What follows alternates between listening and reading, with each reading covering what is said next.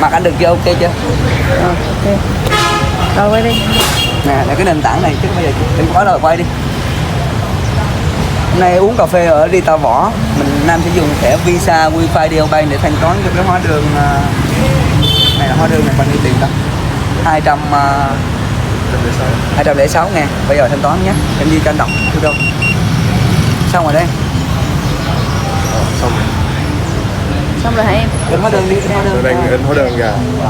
Xong rồi đây. Ok. Tuyệt vời không? Em thấy không? Thẻ này thanh toán nhanh hơn bất cứ ngân hàng nào. Em có thấy bao giờ đưa vào cái trong liền chưa? Chưa đúng không? Lần đầu tiên. Nó là tiền điện tử em ạ. Apple Pay. Là thanh toán Apple Pay nhưng mà nó là tiền điện tử.